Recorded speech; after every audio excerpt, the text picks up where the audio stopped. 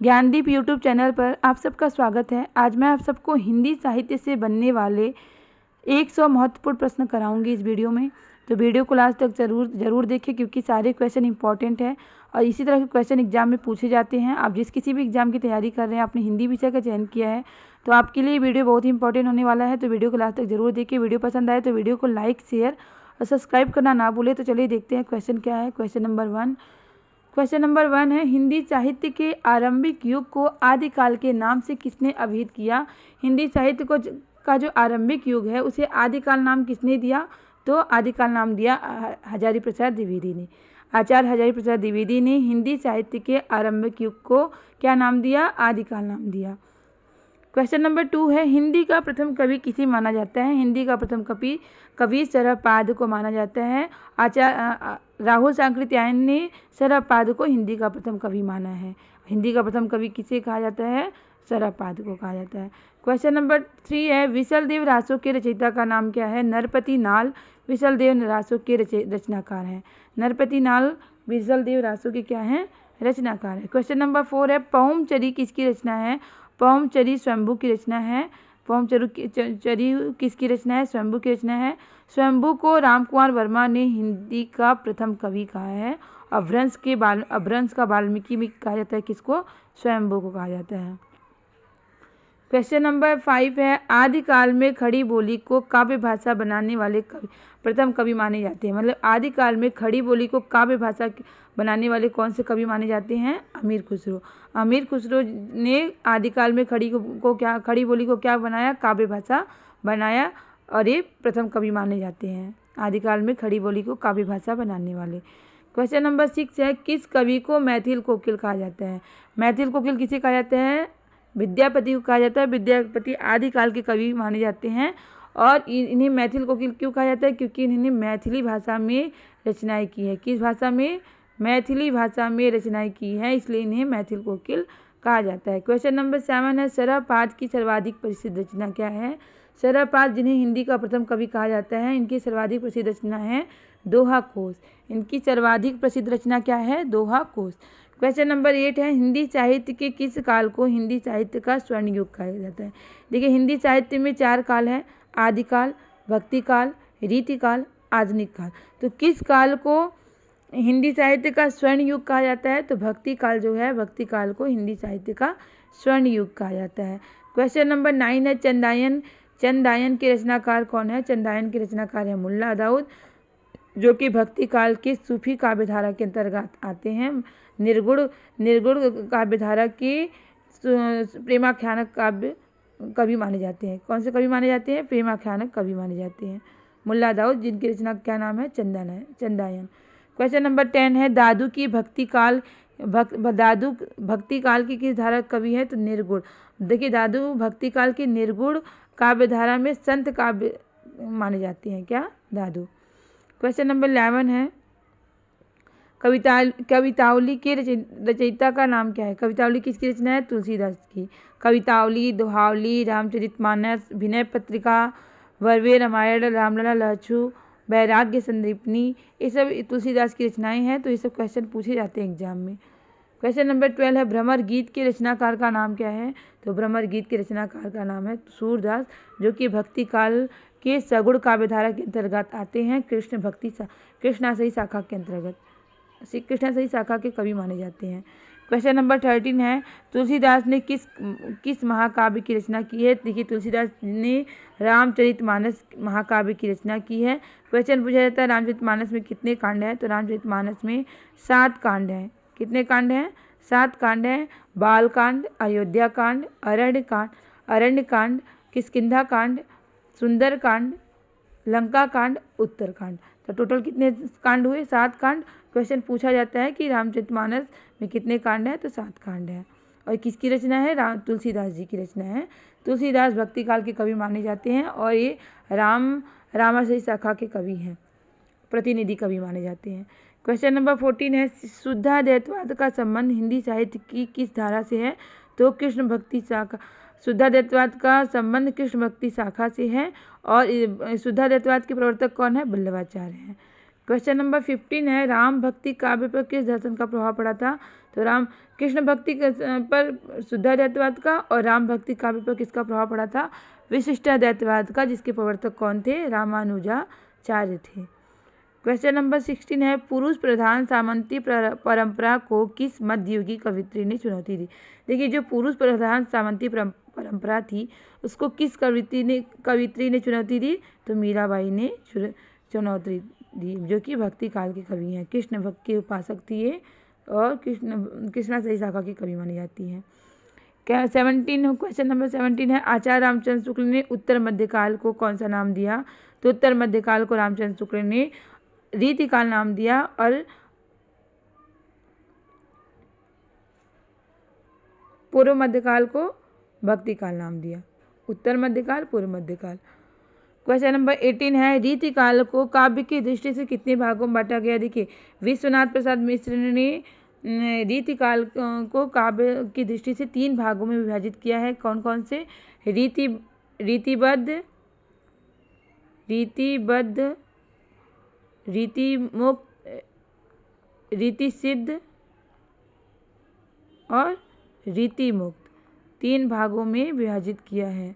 रीतिकाल को 3 भागों में विभाजित किया है। रीतिसिद्ध काव्यधारा के कवि कौन है? बिहारी है।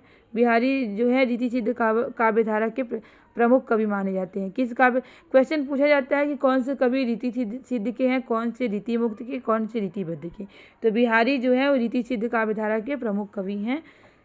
क्वेश्चन नंबर 20 है, रीतिकाल के किस कवि ने वीर रस प्रधान रचनाएं की है? रीतिकाल का ऐसा कौन सा कवि है जिन्होंने वीर रस में कविताएं की हैं? तो भूषण, जो कि रीतिकाल के कवि हैं, इन्होंने वीर रस में कविताएं की हैं, रचनाएं की हैं। क्वेश्चन नंबर 21 है, घनानंद किस काव्यधारा के? देखिए, घनानंद पूछ रहा है किस काव्यधारा कवि हैं।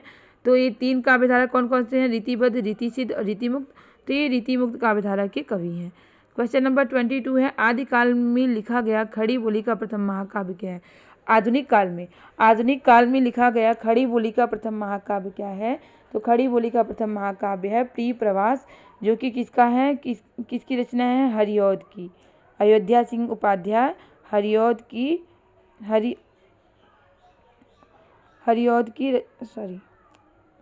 अयोध्या सिंह उपाध्याय हरिऔध की रचना है। किसकी? हरिऔध की रचना है ये। क्या? प्रिय प्रवास। प्रिय प्रवास किसकी रचना है? अयोध्या सिंह उपाध्याय हरिऔध की रचना है, और एक खड़ी बोली का प्रथम महाकाव्य माना जाता है। और ये भी पूछा जाता है कि प्रिय प्रवास में कितने सर्ग हैं? तो 17 सर्ग हैं, 17 सर्ग हैं। कितने सर्ग हैं प्रिय प्रवास में? 17 सर्ग हैं। क्वेश्चन नंबर 23 है, साकेत के रचनाकार का नाम क्या है? साकेत के रचनाकार का नाम है मैथिली शरण गुप्त। साकेत के रचनाकार कौन है? मैथिली शरण गुप्त। साकेत भी क्या है? एक महाकाव्य है। साकेत क्या है? एक महाकाव्य है। ये राम काव्य पर आधारित है, मतलब राम की कथा है इस काव्य में, और राम काव्य पर आधारित है। किसकी रचना है? मैथिली शरण गुप्त की। क्वेश्चन नंबर 24 है, पुष्प की अभिलाषा कविता का कवि कौन है? पुष्प की अभिलाषा किस विधा की रचना है? कविता है, और इसके रचनाकार कौन है? माखनलाल चतुर्वेदी है। क्वेश्चन नंबर 25 है, छायावाद को स्थूल के प्रति सूक्ष्म का विद्रोह किसने कहा? छायावाद को स्थूल के प्रति सूक्ष्म का विद्रोह डॉक्टर नगेंद्र ने कहा है। क्वेश्चन पूछा जा चुका है, इंपॉर्टेंट है। आलोचक है डॉक्टर नगेंद्र, क्या है? आलोचक है। इन्होंने छायावाद को स्थूल के प्रति सूक्ष्म का विद्रोह कहा। कामायनी में किस दर्शन की अभिव्यक्ति हुई है? तो शैव दर्शन की अभिव्यक्ति हुई है। और कामायनी के रचनाकार कौन है? जयशंकर प्रसाद जी क्या हैं? कामायनी के रचनाकार हैं। और कामायनी में कितने सर्ग हैं? तो कामायनी में 15 सर्ग हैं। कामायनी भी क्या है? कामायनी भी एक महाकाव्य है। क्या है? महाकाव्य है। और ये किसकी रचना है? छायावाद की। ये जयशंकर प्रसाद की रचना है, जो छायावाद के जनक माने जाते हैं। और इसमें कितने सर्ग हैं? 15 सर्ग हैं। क्वेश्चन नंबर 27 है, सरोज स्मृति नामक रचना किस कवि की है? तो सूर्यकांत त्रिपाठी निराला की रचना है। सरोज स्मृति किसकी रचना है? सूर्यकांत त्रिपाठी निराला की रचना है। क्वेश्चन नंबर 28 है, सरस्वती पत्रिका ने निराला की किस रचना को अस्वीकृत किया? तो सरस्वती पत्रिका की जो है उसके संपादक कौन माने? महावीर प्रसाद द्विवेदी सरस्वती पत्रिका के संपादक हैं। और इसमें क्वेश्चन पूछा जाता है सरस्वती पत्रिका के संपादक कौन है, महावीर प्रसाद द्विवेदी। और इसमें और ये भी पूछा जाता है कि सरस्वती पत्रिका के प्रथम संपादक कौन है, तो श्याम सुंदर दास। और पूछा जा रहा है क्वेश्चन में कि सरस्वती पत्रिका ने निराला की किस रचना को अस्वीकृत किया, तो जूही की कली जो इनकी रचना है इसको क्या किया, अस्वीकृत किया। क्वेश्चन नंबर 29 है आधुनिक काल की मीरा किसे कहा जाता है, तो आधुनिक काल की मीरा कहा जाता है महादेवी वर्मा को। इनकी रचना है यामा, इनकी प्रसिद्ध रचना है। और इसी रचना के लिए इन्हें क्या दिया गया था, ज्ञानपीठ पुरस्कार से सम्मानित किया गया था। किसे, महादेवी वर्मा को, जिसे आधुनिक काल की मीरा कहा जाता है। क्वेश्चन नंबर 30 है रसवंती के रचनाकार का नाम क्या है, रसवंती के रचनाकार है रामधारी सिंह दिनकर। दिनकर को द्वितीय राष्ट्र कवि माना जाता है। मैथिली शरण गुप्त को प्रथम राष्ट्र कवि माना जाता है, रामधारी सिंह दिनकर को द्वितीय राष्ट्र कवि माना जाता है। इनकी प्रसिद्ध रचना है उर्वशी। उर्वशी इनकी प्रसिद्ध रचना है। इसी रचना के लिए इन्हें ज्ञानपीठ पुरस्कार से सम्मानित किया गया। क्वेश्चन नंबर 31 है मधुशाला के रचनाकार का नाम क्या है, हरिवंश राय बच्चन। हरिवंश राय बच्चन जो है मधुशाला के क्या हैं, रचनाकार हैं। क्वेश्चन नंबर 32 है प्रकृति का सुकुमार कवि किसे कहा जाता है, मोस्ट इंपॉर्टेंट, कई बार पूछा जा चुका है। प्रकृति का सुकुमार कवि सुमित्रा नंदन पंत को कहा जाता है। क्वेश्चन नंबर 33 है चांद का मुंह टेढ़ा है काव्य संग्रह है, क्या है, काव्य संग्रह है। इसके कवि कौन है, गजानन माधव मुक्तिबोध इनके कवि है। किसके, चांद का मुंह टेढ़ा, जो कि एक काव्य संग्रह है। क्वेश्चन नंबर 34 है अंधेरे में क्या है, कविता है। और इसके रचनाकार कौन है, मुक्तिबोध। गजानन माधव मुक्तिबोध अंधेरे में कविता के क्या हैं, रचनाकार हैं। क्वेश्चन नंबर 35 है आंगन के पार द्वार, ये भी क्या है, काव्य संग्रह है। इसके रचनाकार कौन है, अज्ञे जी। सच्चिदानंद हीरानंद वात्स्यायन अज्ञे। क्वेश्चन नंबर 36 है संसद से सड़क तक, क्या है, ये काव्य संग्रह है। इसके रचनाकार कौन है, धूमिल। क्वेश्चन नंबर 37 है हिंदी का प्रतिनिधि गजलकार किसे माना जाता है। देखिए हिंदी का प्रतिनिधि गजलकार किसे माना जाता है, दुष्यंत कुमार को। दुष्यंत कुमार को हिंदी का प्रतिनिधि गजलकार माना जाता है। क्वेश्चन नंबर 38 है सबरी नामक कृति की रचयिता कौन है, तो सबरी नामक कृति की रचयिता है जगदीश चंद्र। जगदीश चंद्र जो हैं ये सबरी नामक कृति के क्या माने जाते हैं, रचयिता माने जाते हैं। क्वेश्चन नंबर 39 है विश्वास बढ़ता ही गया। विश्वास बढ़ता ही गया कविता किसने लिखी है, तो शिव मंगल सिंह सुमन ने लिखी है कविता। क्या लिखी है, विश्वास बढ़ता ही गया। क्वेश्चन नंबर 40 है बादल को घिरते देखा, कविता के रचयिता कौन है। बादल को घिरते देखा क्या है, कविता है। इसके रचनाकार कौन है, नागार्जुन। क्वेश्चन नंबर 41 है चिंतामणि किसके निबंधों का संकलन है। देखिए चिंतामणि क्या है, निबंधों का संकलन है। और किसके, कौन है इसके लेखक, तो आचार्य रामचंद्र शुक्ल हैं। क्वेश्चन नंबर 46 है आंगन का पंछी और बंजारा मन। ये आंगन का पंछी और बंजारा मन क्या है, ये भी निबंध संग्रह है। और इसके लेखक कौन है, विद्यानिवास मिश्र। विद्यानिवास मिश्र आंगन का पंछी और बंजारा मन निबंध संग्रह के क्या माने जाते हैं, लेखक हैं। क्वेश्चन नंबर 43 है उसने कहा था, क्या है, किस विधा की रचना है, कहानी है। और इसके लेखक कौन है, चंद्रधर शर्मा गुलेरी। उसने कहा था कहानी के लेखक कौन है, चंद्रधर शर्मा गुलेरी। क्वेश्चन नंबर 44 है मानसरोवर किसकी कहानियों का संग्रह है। मानसरोवर क्या है, कहानी संग्रह है। और किसकी कहानियों का संग्रह है, प्रेमचंद की कहानियों का क्या है, संग्रह है। स्मृति की रेखाएं क्या है, एक रेखा चित्र है। और किसका है ये, महादेवी वर्मा का। स्मृति की रेखाएं नामक संग्रह किसने लिखा है, तो महादेवी वर्मा ने लिखा है। क्वेश्चन नंबर 46 है अंधेर नगरी नाटक के लेखक क्या है। अंधेर नगरी क्या है, नाटक है। और इसके रचनाकार कौन है, भारतेंदु हरिश्चंद्र। क्वेश्चन नंबर 47 है एक और द्रोणाचार्य नाटक। एक और द्रोणाचार्य क्या है, नाटक है, नाटक विधा की रचना है। और इसके लेखक कौन है, शंकर शेष। शंकर शेष इसके लेखक हैं। क्वेश्चन नंबर 48 है जल टूटता हुआ क्या है, उपन्यास है। और इसके लेखक कौन है, रामदास मिश्र। क्वेश्चन नंबर 49 है बेतवा बहती रही। बेतवा बहती रही उपन्यास है, क्या है, उपन्यास है। इसकी लेखिका कौन है, मैत्रेयी पुष्पा। मैत्रेयी पुष्पा बेतवा बहती रही उपन्यास की क्या है, लेखिका है। क्वेश्चन नंबर 50 है, दूसरी परंपरा की खोज किसकी रचना है, तो ये डॉक्टर नामवर सिंह की रचना है। दूसरी परंपरा की खोज डॉक्टर नामवर सिंह की रचना है। क्वेश्चन नंबर 51 है, देखिए परमाल रासों के कवि का नाम क्या है। देखिए यहाँ पे 4 ऑप्शन दिए गए हैं, पर चंद्रवरदाई, नरपति नाल, जगनीक और दलपत विजय। तो परमाल रासों के रचनाकार कवि का क्या नाम है, जगनीक है। क्वेश्चन नंबर 52 है, हिंदी साहित्य के आदिकाल को सिद्ध सामंत काल किसने कहा। आदिकाल को सिद्ध सामंत काल किसने कहा था, तो आप लोग को पता ही होगा, कई बार क्वेश्चन रिपीट हो चुका है, राहुल सांकृत्यायन ने कहा है। क्वेश्चन नंबर 53 है, आचार्य रामचंद्र शुक्ल ने हिंदी का प्रथम महाकाव्य किसे कहा माना है, तो प्रथम महाकाव्य पृथ्वीराज रासो को माना है। आचार्य रामचंद्र शुक्ल ने हिंदी का प्रथम महाकाव्य किसे माना है, पृथ्वीराज रासो को माना है। और इसके रचनाकार कौन है, पृथ्वीराज रासो के चंद्रवरदाई को रामचंद्र शुक्ल हिंदी का प्रथम कवि मानते हैं। क्वेश्चन नंबर 54 है, हिंदी साहित्य का दूसरा इतिहास किसने लिखा है, तो हिंदी साहित्य का दूसरा इतिहास लिखा है बच्चन सिंह ने। बच्चन सिंह ने क्या लिखा है, हिंदी साहित्य का दूसरा इतिहास। बीजक के रचयिता का क्या नाम है, बीजक क्या है, कविता संग्रह है। और ये क्या है, बीजक साखी सबद रमैनी, साखी सबद और रमैनी का क्या है, संग्रह है, रमैनी का संग्रह है। और इसके रचयिता कौन है, कबीरदास जी। कबीरदास जी क्या है, बीजक के रचयिता हैं। कबीरदास जी की रचनाओं का संग्रह क्या कहलाता है, बीजक कहलाता है। क्वेश्चन नंबर 56 है, निम्नलिखित में से कौन सी रचना जायसी की है, मलिक मोहम्मद जायसी की नहीं है पूछ रहा है। कौन सी रचना इसमें से मलिक मोहम्मद जायसी की नहीं है, तो पद्मावत तो जायसी की रचना है, अखावट भी जायसी की रचना है, और आखिरी कलाम भी जायसी की रचना है। चंदायन जो है और जायसी की रचना नहीं है, तो यहाँ ऑप्शन सी सही आंसर होगा। चंदायन किसकी रचना है, मुल्ला दाऊद की रचना है।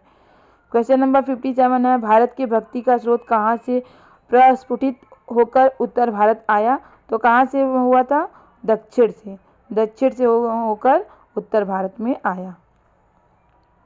क्वेश्चन नंबर 58 है, संतन को कहाँ सिकरी सो काज किसकी पंक्ति है, तो ये पंक्ति किसने कही थी, मोस्ट इंपॉर्टेंट पंक्ति है, कई बार पूछा जा चुका है एग्जाम में। संतन को कहाँ सिकरी सो काज, ये कुंभन दास की पंक्ति है, संतन को कहा सिकरी सो काज। क्वेश्चन नंबर 59 है, नानक किस काव्यधारा के कवि है। देखिए नानक भक्ति काल के संत काव्य निर्गुण धारा के संत काव्य के अंतर्गत आते हैं। नानक संत कवि कहलाते हैं नानक। क्वेश्चन नंबर 60 है, मानुष प्रेम भयऊ बैकुंठी किस कवि की पंक्ति है। दादू की पंक्ति है, मुल्ला दाऊद की है, कुतुबन की है, जायसी की है। तो मानुष प्रेम भयऊ बैकुंठी ऑप्शन डी सही आंसर होगा, जायसी की पंक्ति है। किसकी, मलिक मोहम्मद जायसी की। क्वेश्चन नंबर 61 है, भ्रमर गीत के रचयिता कौन है। तो भ्रमर गीत के रचयिता कौन है, सूरदास जी भ्रमर गीत के क्या हैं, रचनाकार हैं। क्वेश्चन नंबर 62 है, सैयद इब्राहिम कृष्ण भक्ति के प्रभाववश अपना नाम रख लिया। देखिए सैयद इब्राहिम जो थे कृष्ण भक्ति का जब इनके ऊपर प्रभाव पड़ा तो अपना क्या नाम रख लिए थे, रसखान। रसखान कृष्णा सही शाखा के कवि, भक्ति काल के सगुण काव्य धारा के अंतर्गत आने वाले कृष्णा सही शाखा के कवि हैं। कौन, सैयद इब्राहिम। क्वेश्चन नंबर 63 है, ये मोस्ट इंपॉर्टेंट क्वेश्चन है, पुष्टि मार्ग का जहाज किस कवि को कहा जाता है। तो पुष्टि मार्ग का जहाज सूरदास को कहा जाता है। किसे कहा जाता है, पुष्टि मार्ग का जहाज सूरदास को कहा जाता है। क्वेश्चन नंबर 64 है, अकबर के दरबार के किस सदस्य ने दोहावली की रचना की है। देखिए अकबर के ऐसे कौन दरबार में किस सदस्य ने दोहावली की रचना की है। तो रहीम ने दोहावली की रचना की है, जो कि अकबर के दरबार में थे। क्वेश्चन नंबर 65 है, विश्वनाथ प्रसाद मिश्र ने रीतिकाल को क्या क्या नाम दिए। देखिए विश्वनाथ प्रसाद मिश्र ने रीतिकाल को क्या नाम दिया है, अलंकृत काल। पहले क्वेश्चन देख लीजिए, रीतिकाल को क्या नाम दिया है, अलंकृत काल नाम दिया है।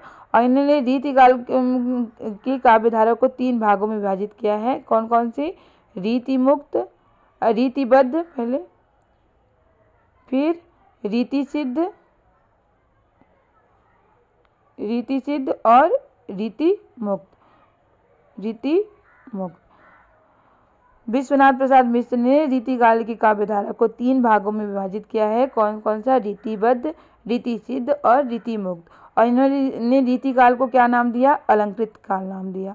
क्वेश्चन नंबर 66 है रीति मुक्त काव्यधारा के प्रमुख कवि। देखिए, रीतिबद्ध, रीतिसिद्ध और रीति मुक्त काव्यधारा के कवियों के बारे में पूछा जाता है कि कौन से कवि रीति सिद्ध के हैं, कौन से रीति मुक्त के हैं, कौन से रीतिबद्ध के कवि हैं। तो देखिए, यहाँ पे पूछा जा रहा है कि रीति मुक्त काव्यधारा के प्रमुख कवि कौन है। तो घनानंद जो है वो रीति मुक्त काव्यधारा के प्रमुख कवि हैं। क्वेश्चन नंबर 67 है रामचंद्रिका के रचयिता का क्या नाम है। तो रामचंद्रिका के रचयिता, मोस्ट इंपॉर्टेंट क्वेश्चन है, केशव दास जी हैं। रामचंद्रिका के रचनाकार कौन है? केशव दास जी हैं। इनकी रचनाओं से क्वेश्चन बनते हैं केशव दास के। क्वेश्चन नंबर 68 है पद्माकर रीतिकाल के किस काव्यधारा के अंतर्गत काव्यधारा के कवि हैं। देखिए, पद्माकर पूछ रहा है रीतिबद्ध के हैं कि रीति सिद्ध के कि रीति मुक्त के कवि हैं। तो पद्माकर जो है रीतिबद्ध काव्यधारा के कवि कहलाते हैं। क्वेश्चन नंबर 69 है निम्नलिखित में से कौन सी रचना मैथिली शरण गुप्त की है। तो मैथिली शरण गुप्त की कौन सी रचना है? प्रियप्रवास, साकेत, लहर, उर्वशी। तो साकेत रचना जो है मैथिली शरण गुप्त की है। साकेत क्या है? एक महाकाव्य है जो कि राम काव्य पर आधारित है और ये मैथिली शरण गुप्त की क्या है? प्रमुख रचना है। ये प्रियप्रवास जो यहाँ पे है ये हरिऔध की रचना है, अयोध्या सिंह उपाध्याय हरिऔध की। लहर किसकी है? जयशंकर प्रसाद की। और उर्वशी किसकी है? रामधारी सिंह दिनकर की रचना है। साकेत यहाँ पे मैथिली शरण गुप्त की रचना है। क्वेश्चन नंबर 70 है कौन सा कवि एक भारतीय आत्मा के नाम से प्रसिद्ध है। ये मोस्ट इंपॉर्टेंट क्वेश्चन है। कौन सा कवि एक भारतीय आत्मा के नाम से प्रसिद्ध है। तो माखनलाल चतुर्वेदी को एक भारतीय आत्मा उपनाम दिया गया है, एक भारतीय आत्मा के नाम से प्रसिद्ध है। कौन? माखनलाल चतुर्वेदी। क्वेश्चन नंबर 71 है इनमें से कौन सा कवि छायावादी है। तो कौन सा कवि छायावादी है? हरिवंश राय बच्चन तो है नहीं, अज्ञे भी नहीं है, धूमिल नहीं है। जयशंकर प्रसाद क्या है? छायावादी कवि हैं। तो क्वेश्चन नंबर 72 है भारत में प्रगतिशील लेखक संघ की स्थापना कब हुई थी। भारत में प्रगतिशील लेखक संघ की स्थापना हुई थी 1936 ईस्वी में। कब हुई थी? 1936 ईस्वी में। क्वेश्चन नंबर 73 है प्रगतिवाद किस दर्शन से प्रभावित है। प्रगतिवाद जो है किस दर्शन से प्रभावित है? मार्क्सवाद से प्रभावित है। किस दर्शन से प्रभावित है? मार्क्सवाद से प्रभावित है। क्वेश्चन नंबर 74 है प्रयोगवादी काव्यधारा का प्रारंभ किस पुस्तक के प्रकाशन से माना जाता है। तो प्रयोगवादी काव्यधारा का प्रारंभ जो है वो तार सप्तक पुस्तक के प्रकाशन से माना जाता है। तार सप्तक का प्रकाशन कब हुआ था? 1943 ईस्वी में। क्वेश्चन पूछा जाता है कि तार सप्तक का प्रकाशन कब हुआ था? 1943 में। इसके संपादक कौन है? अज्ञे जी। इसके संपादक कौन है? अज्ञे जी जो हैं तार सप्तक के संपादक हैं। इसका प्रकाशन 1943 ईस्वी में हुआ था। प्रयोगवादी काव्यधारा का प्रारंभ किस पुस्तक से हुआ? तार सप्तक से हुआ। क्वेश्चन नंबर 75 है अज्ञे के उपन्यास का शीर्षक क्या है। अज्ञे के उपन्यास का शीर्षक है शेखर एक जीवनी। शेखर एक जीवनी इनके उपन्यास का क्या है? शीर्षक है। क्वेश्चन नंबर 76 है अंधा युग किसकी रचना है। भारतेंदु की, नरेश मेहता, धर्मवीर भारती, धूमिल। तो अंधा युग किसकी रचना है? अंधा युग धर्मवीर भारती की रचना है। किसकी रचना है? धर्मवीर भारती की रचना है। क्वेश्चन नंबर 77 है मुक्ति बोध के काव्य संग्रह का क्या नाम है। देखिए, गजानन माधव मुक्ति बोध का काव्य संग्रह जो है उसका क्या नाम है? चांद का मुंह टेढ़ा है। चांद का मुंह टेढ़ा इनके काव्य संग्रह का नाम है। क्वेश्चन नंबर 78 है पहाड़ पर लालटेन किसका काव्य संग्रह है। तो पहाड़ पर लालटेन उदय प्रकाश का क्या है? काव्य संग्रह है। उदय प्रकाश का काव्य संग्रह है पहाड़ पर लालटेन। क्वेश्चन नंबर 79 है साये में धूप। साये में धूप के रचनाकार कौन है। साये में धूप के रचनाकार है दुष्यंत कुमार। दुष्यंत कुमार कौन है? दुष्यंत कुमार साये में धूप के रचनाकार। दुष्यंत कुमार कर लीजिएगा, यहाँ पे कुमार लिख गया, दुष्यंत कुमार। क्वेश्चन नंबर 80 है भारतेंदु हरिश्चंद्र के नाटक का शीर्षक क्या है। भारतेंदु हरिश्चंद्र के नाटक का शीर्षक है अंधेर नगरी। क्या है? अंधेर नगरी। क्वेश्चन नंबर 80 है सरस्वती के संपादक, सरस्वती जो है पत्रिका इसके संपादक कौन है। तो इसके संपादक महावीर प्रसाद द्विवेदी हैं। कौन है इसके संपादक? महावीर प्रसाद द्विवेदी है। क्वेश्चन नंबर 82 है आचार्य रामचंद्र शुक्ल का निबंध संकलन इनमें से कौन सा है। देखिए, आचार्य रामचंद्र शुक्ल का निबंध संकलन कौन सा है? चिंतामणि जो है वो निबंध संकलन है किसका? आचार्य रामचंद्र शुक्ल का। क्वेश्चन नंबर 83 है पगडंडियों का जमाना किस व्यंग्यकार का व्यंग्य संग्रह है? पगडंडियों का जो जमाना क्या है? व्यंग्य संग्रह है। और किस व्यंग्यकार का? तो हरिशंकर परसाई क्या है? व्यंग्यकार माने जाते हैं, व्यंग्यकार लेखक माने जाते हैं। और ये पगडंडियों का जमाना क्या है? इनका काव्य संग्रह, व्यंग्य संग्रह है। क्वेश्चन नंबर है 84, बंग महिला की कहानी का नाम है। मोस्ट इंपॉर्टेंट क्वेश्चन है, कई बार पूछा जा चुका है। बंग महिला की कहानी का नाम है दुलाई वाली। दुलाई वाली बंग महिला की कहानी का नाम है। क्वेश्चन नंबर 85 है, समांतर कहानी के प्रवर्तक कौन है? समांतर कहानी के प्रवर्तक हैं option A Premchand, B Mohan Rakesh, C Rajendra Yadav. तो यहाँ ऑप्शन डी सही आंसर होगा। समांतर कहानी के प्रवर्तक है कमलेश्वर। क्वेश्चन नंबर 86 है, कौन सा नाटक प्रसाद जी का नहीं है? तो स्कंदगुप्त, चंद्रगुप्त, ध्रुव स्वामिनी, ये तीनों नाटक प्रेम प्रसाद जी का है। लेकिन भारत दुर्दशा जो है प्रेमचंद का नाटक नहीं है। किसका है? भारतेंदु हरिश्चंद्र जी का है। तो यहाँ ऑप्शन डी सही आंसर होगा। क्या होगा सही आंसर? ऑप्शन डी भारत दुर्दशा। ये प्रसाद जी का नाटक नहीं है बल्कि भारतेंदु जी का। क्वेश्चन नंबर 87 है, आषाढ़ का एक दिन नाटक के नाटककार कौन है? आषाढ़ का एक दिन क्या है? नाटक है। और इसके नाटककार कौन है? मोहन राकेश। मोहन राकेश आषाढ़ का एक दिन नाटक के क्या है? नाटककार हैं। क्वेश्चन नंबर 88 है, आठवां सर्ग। आठवां सर्ग क्या है? नाटक है। और इसके रचना कौन है? सुरेंद्र वर्मा। आठवां सर्ग नाटक के रचयिता कौन है? सुरेंद्र वर्मा। क्वेश्चन नंबर 89 है, बकरी नाटक के नाटककार का क्या नाम है? बकरी क्या है? नाटक है। इसके नाटककार कौन है? सर्वेश्वर दयाल सक्सेना। ऑप्शन सी सही आंसर होगा। इसके नाटककार कौन है? सर्वेश्वर दयाल सक्सेना। क्वेश्चन नंबर 90 है, हिंदी का पहला उपन्यास। कई बार क्वेश्चन रिपीट किया जा चुका है, एग्जाम में पूछा जा चुका है। हिंदी का पहला नाटक किसे कहा जाता है? तो परीक्षा गुरु। हिंदी का पहला उपन्यास किसे कहा जाता है? तो हिंदी का पहला उपन्यास परीक्षा गुरु है। इसके उपन्यास कौन है? श्रीनिवास दास है। इसके उपन्यासकार कौन है? श्रीनिवास दास। क्वेश्चन नंबर 91 है, इनमें से कौन सा उपन्यास प्रेमचंद का नहीं है? यहाँ पे 4 ऑप्शन दिए गए हैं, 4 ऑप्शन। अब पूछा जा रहा है कौन सा उपन्यास प्रेमचंद का नहीं है? तो कर्मभूमि प्रेमचंद का है, रंगभूमि भी प्रेमचंद का है, गोदान भी प्रेमचंद का है। यहाँ ऑप्शन सी सही आंसर होगा। तितली प्रेमचंद का उपन्यास नहीं है बल्कि प्रसाद जी का उपन्यास है। क्वेश्चन नंबर 92 है, त्यागपत्र उपन्यास के लेखक क्या है? त्यागपत्र क्या है? उपन्यास विधा की रचना है। और इसके लेखक कौन है? तो इसके लेखक है जैनेन्द्र कुमार। परख, सुनीता, त्यागपत्र इनके क्या है? उपन्यास। क्वेश्चन नंबर 93 है, सूरदास के जीवन पर आधारित उपन्यास। देखिए सूरदास के जीवन पर उपन्यास जो है कौन सा उपन्यास है?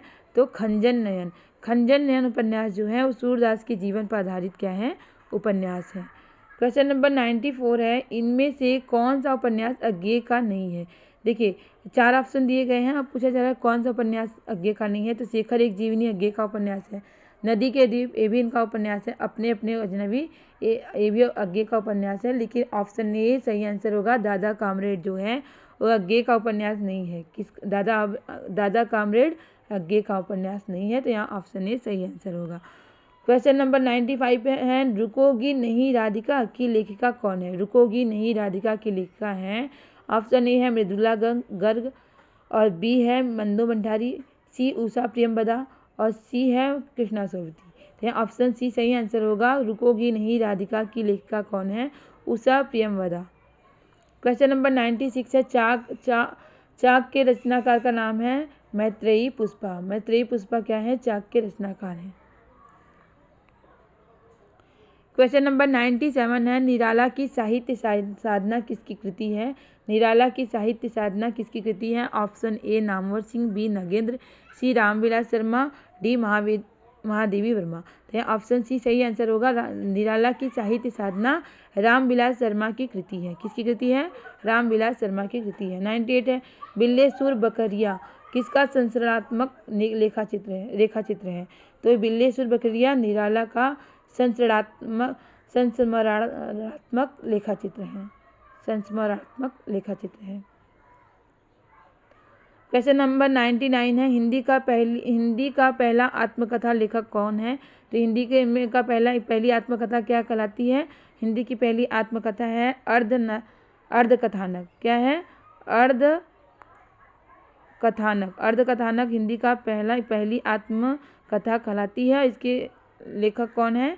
बनारसी दास जैन है। इसके लेखक हैं बनारसी दास जैन है। हिंदी की पहली आत्मकथा क्या है? अर्ध कथानक, और इसके लेखक हैं बनारसी दास जैन। लास्ट क्वेश्चन है क्वेश्चन नंबर 100। घुमक्कड़ शास्त्र के लेखक का क्या नाम है? घुमक्कड़ शास्त्र के लेखक का नाम है ऑप्शन बी अज्ञे जी। अज्ञे जी घुमक्कड़ शास्त्र के लेखक कहलाते हैं। घुमक्कड़ शास्त्र के लेखक कौन है? ऑप्शन बी सही आंसर होगा अज्ञे।